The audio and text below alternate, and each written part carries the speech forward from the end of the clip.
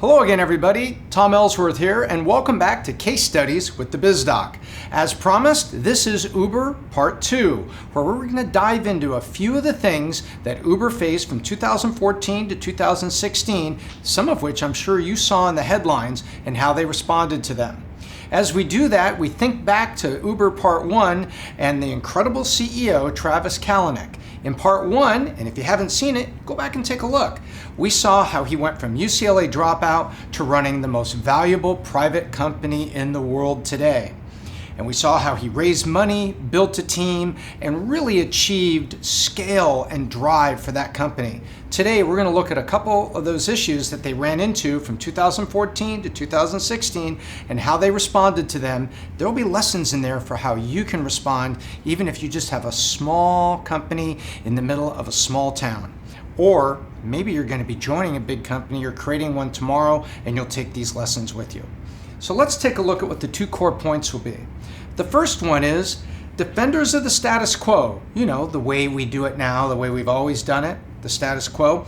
Defenders, they want the benefits of innovation and technology as long as it doesn't require them to change or do anything.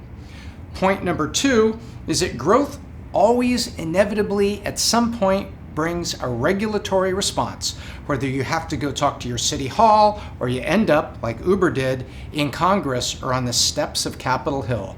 And those are our 2 points for today. So let's dive in and take a look at 3 things that happened to Uber and how we can apply them in our businesses. The first is the classic debate of what's an employee and what's a contractor. You know, everybody wants to be an independent contractor and have all their freedom. But then on this side, everybody wants to be an employee and have the company pay part of their taxes and pay for unemployment benefits. Well, you know, you can't have it both ways. And some Uber drivers found out that you can't have it both ways. But Uber smartly responded to the controversy. See, there was a driver in San Francisco. There was a woman, and she had been driving for Uber for some amount of time, and she initiated a suit that said, we're employees, we're not independent contractors. But if you look at the definition of independent contractors, whether you're hiring somebody for your business or maybe you've been an independent contractor, generally you make your own hours and determine when you work, and it's an outcome based. I need this done and I'll hire you to do it. Okay, well, I may be there in the afternoon, maybe there this date. When do you need it done by? I need it done by Wednesday. Well, it's your choice how you get it done as long as it's done Wednesday. But employees would be told, show up at 8 a.m. Wednesday and work till the end of the day, only take this break, and they get benefits and you pay taxes. That's an employee. Well, independent contractors are not like that, and they usually have their own tools, they make their own schedules, and they deliver the outcome for a fixed rate. Well, isn't that what an Uber driver is? I have my own car. It does get inspected by Uber to make sure it's a good car in good condition, and I make my own hours. I take my Uber driver app. I'm available. Click, I'm not available. I come and go as I please. Well, she went and got some lawyers and lawyered up, as they do in San Francisco. I'm not picking on San Francisco, but there's a lot of labor cases tend to come out of San Francisco. And if you're watching from around the world, there's also this Court of Appeals up in that Northern California area that invariably has a lot of cases and laws on labor in the United States that come up there. But anyway, so they have this big brouhaha, they go back and forth, and finally Uber is like, man, I got better things to do. I got a company to run. And so they said, we're going to settle it. So they settled the case. Now, if you settle a case, that's a case between entities, between businesses or maybe person in a business or a person in a person. You notice it wasn't the federal government coming down on them on a labor law violation. You don't settle those cases.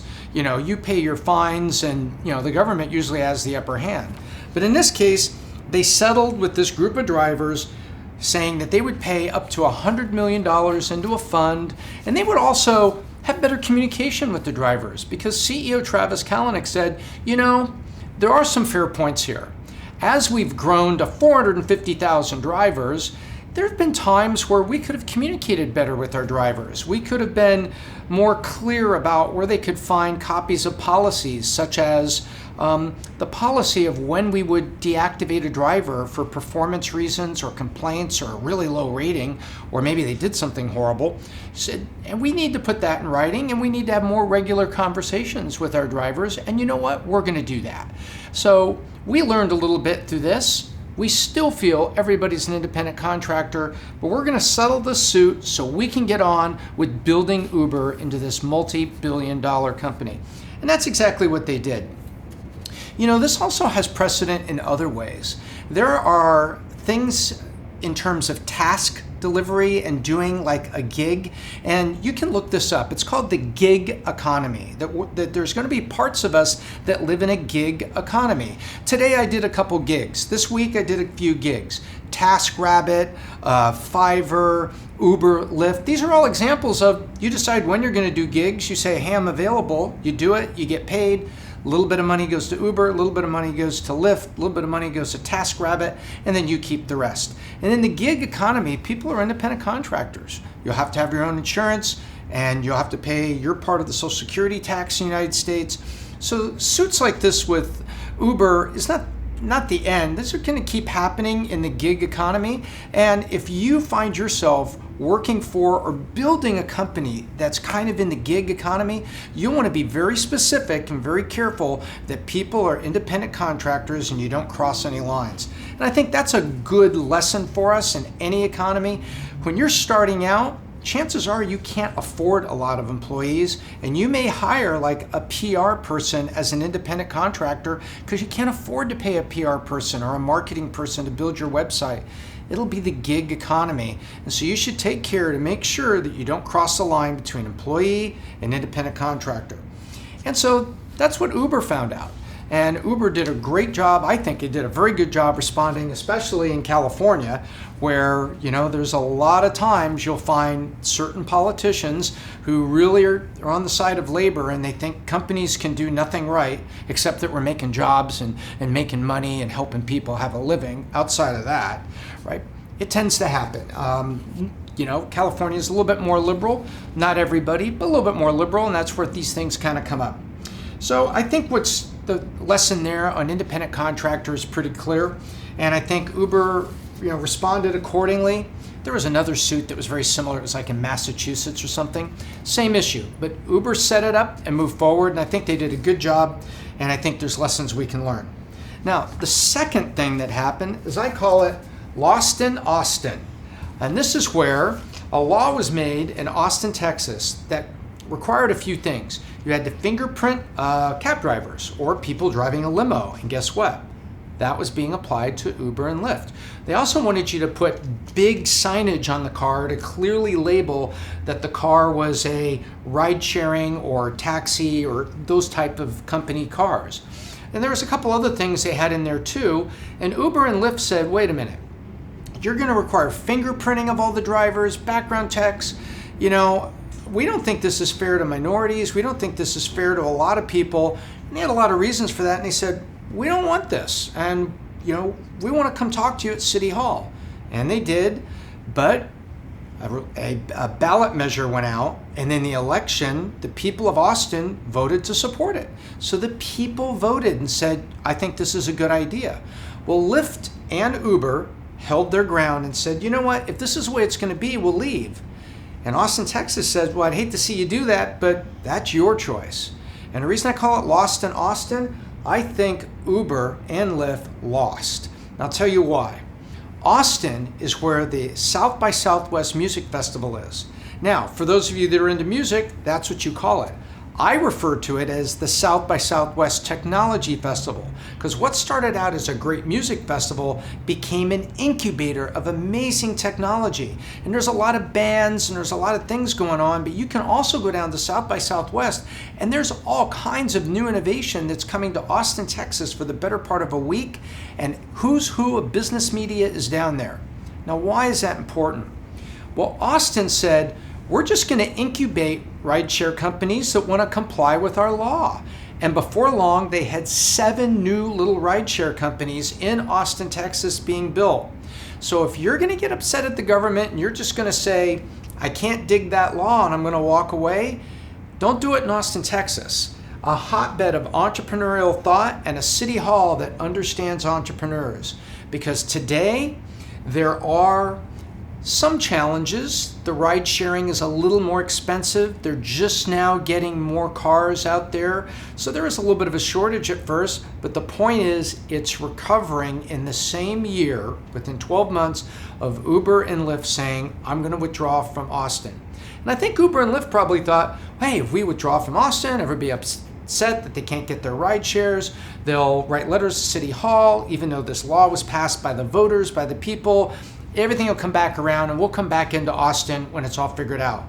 Well, guess what? Austin said, no, we're going to incubate some things and we're going to figure it out ourselves. And they almost have. So I call it lost in Austin because I think that's a loss. Going back to look at it again, I think Uber probably should have negotiated differently, and Lyft, both of them. Now, I think the lesson for you and me is be careful before you turn your back on anything, because you may be giving an opportunity for someone to come in behind you. And I think in the modern economy, with the speed at which new businesses can work, I don't think turning your back, especially in a city that's a hotbed for entrepreneurship, that has a festival involving entrepreneurship, that's a who's who of everybody is in town once a year, I don't think that's the place to do it.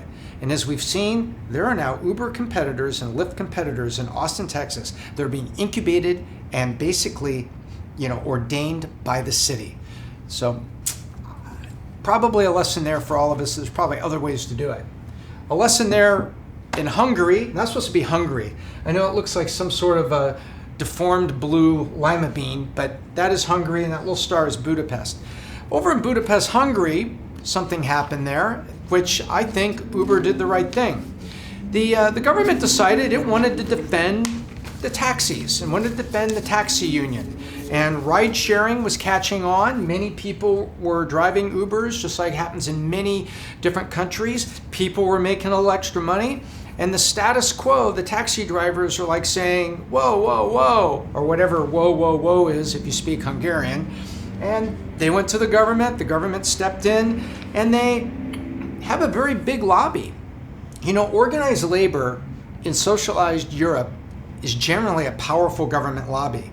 And in this case, they passed a law where they referred to Uber and other ride shares as illegal dispatcher services. Notice they just threw the word illegal right on the front of it. It's not alternative taxis, it's illegal dispatcher services. Great, right? Just right out the get-go, you're being referred to and labeled as illegal. By the way, that's political spin for you right out of the gate, putting you on the defensive.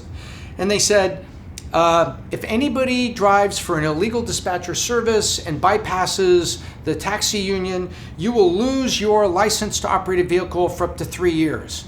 Well, there you go. Now everybody's like, option one, I do something with Uber or a rideshare service, I get caught, now I lose my license for 3 years, so I can't even go back and be a cab driver.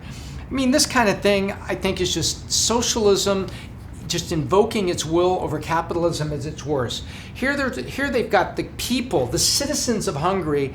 Nobody's caring about them. These people are getting, ways to get to work cheaply. And maybe a single person on this side of town now can get a job on this side of town because maybe public transportation didn't help them. And now they're taking low-cost rideshare service, Uber, across town, and there's other things made available to them. But no, we all step in. We're going to defend the taxi union. That's the way it's always been. That's the way it's going to be. And here, they tried to negotiate, but I think Uber did the right thing. It's just like, hey, if you're just going to legislate me out, you know what? That's it. It's not a difference of opinion, like do I agree to have somebody fingerprinted or not and put signage on my car. That's an opinion. You can stay in Austin, but these are the rules. In Budapest, we want you out and we want you gone. And the Hungarian government did that. So there you have it. Again, the three things were Uber fighting a lawsuit in California when people were saying we're employees versus independent contractors and holding their ground appropriately and ultimately settling it to move everyone forward. Then lost in Austin, reacting, I think, too strongly to a simple regulation from the government that was requiring fingerprinting, but encouraging them to stay in town and keep operating, but they chose to leave. And then the third one, when Hungary basically just shut the door with government regulation, causing drivers to be penalized for 3 years, losing your license if you're an Uber driver, and there was no choice but to say, you know what, I'm done, and your people of Hungary lose. And those are the three instances that I think underline Uber's maturity. You could look up and find 10 other things that they have fought and worked through over the last 2 years as their company grows to a mature, great global organization. And each time you'll find Uber bringing people and knowledge to bear to try to negotiate it and move their company forward. As a matter of fact, if you take a look, they've hired David Pawlowski, who worked on Obama's 2008 presidential campaign, and they've brought him on to help the company navigate the US government and to help with laws and engaging with the government in the dialogue of all things that would involve ride-sharing companies. That's a sign of a mature company. Hang on. No sooner than we had finished filming and went to editing when we found out a headline had broke. Chan Zuckerberg Initiative hires top Uber advisor David Pawlowski. In other words, Mark Zuckerberg poached David Pawlowski away from Uber. So it was still a really good idea to hire David Pawlowski to do regulatory affairs for Uber. But unfortunately, another big company has just poached him. And so we have to come back with this little news bit. Anyway, let's get back to the case study. So again, whether you find yourself on the steps of Capitol Hill or just at City Hall, there are lessons to be learned here as you drive your company or build your small company tomorrow and wade into the ocean of disruption. Because, as today's 2 core points said, defenders of the status quo don't want change. They want all the benefits of technology and change, but they don't want it to impact the way they do business. And second, growth is going to bring regulatory response someday. And be ready to engage with all of it and be flexible. That's this week's case study. I hope you enjoyed it. Paul, I need the pillow. The pillow. Okay. The new pillow. This says, thank you for watching Valuetainment. Please subscribe. We're on a mission to get to 1 million subscribers this year. Until next time, I'm Tom Ellsworth, and I hope I left you better than I found you.